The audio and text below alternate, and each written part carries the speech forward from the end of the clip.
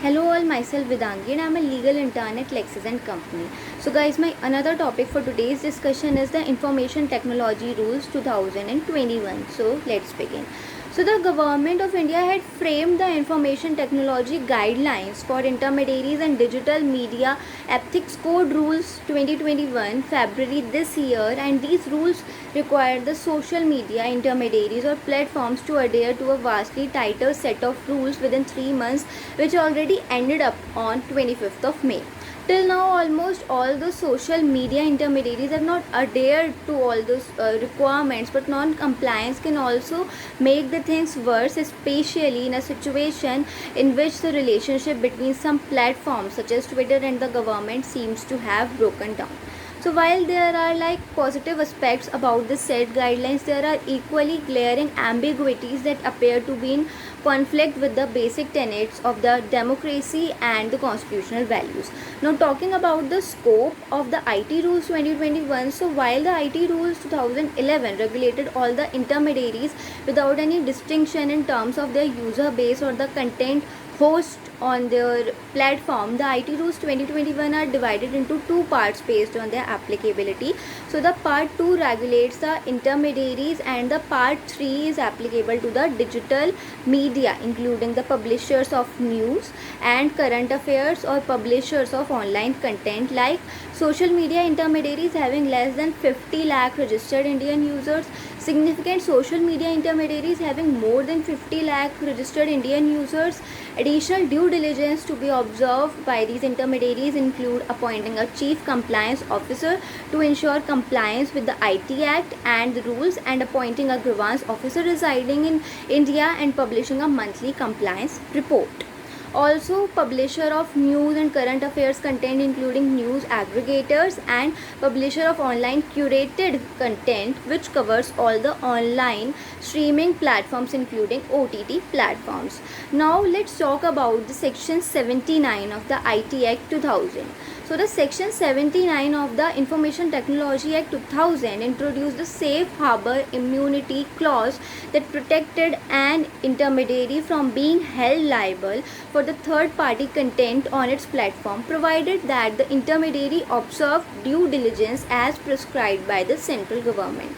So in cases where the due diligence was not followed by the intermediary as prescribed by the central government, it was then made liable for the third party's action, even if the same was done without the knowledge of the intermediaries. And this didn't change much following the 2008 amendment, as intermediaries were permitted to continue using the safe harbor principle to safeguard themselves against being held liable for any actions of an external third party that was carried out with the intermediaries' knowledge. And after the 2008 amendment, it was further settled that whether an intermediary could claim safe harbor hinged largely on two factors, that is actual knowledge about the unlawful act and the compliance with the due diligence obligations as prescribed. So the rules were then left untouched for about a decade till now. Now let's talk about the positive side of the IT rules 2021. So the rules must be credited for their mandate duties, such as removal of non-consensual intimate pictures within 24 hours, publication of compliance reports to increase transparency, setting up a dispute resolution mechanism for content removal, adding a label to information for users to know whether the content is advertised, owned, sponsored, or exclusively controlled. But still there are certain issues that are related with the IT rules 2021. So the first issue is the rules are ultra wires to the IT Act.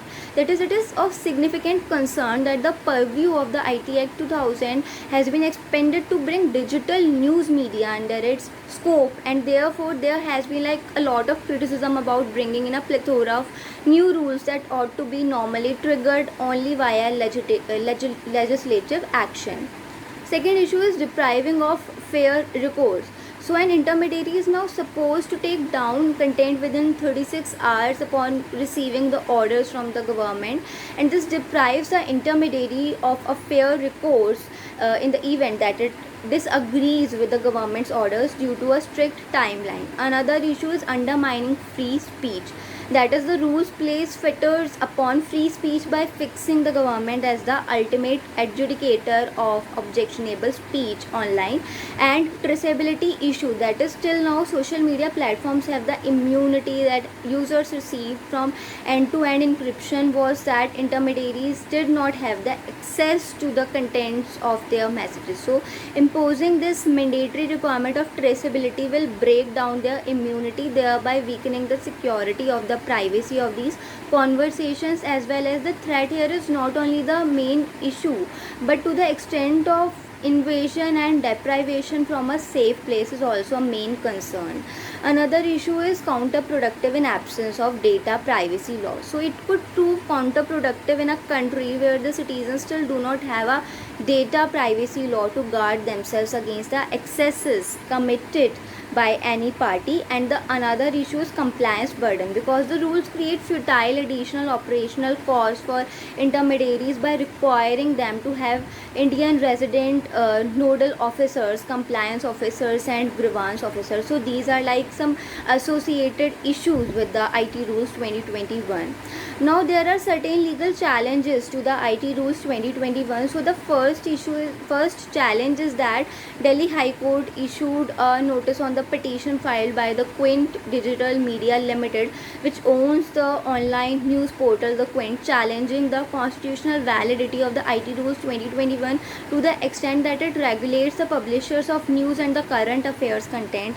And the petition also tagged with an earlier petition filed by the publisher of The Wire against the same rules.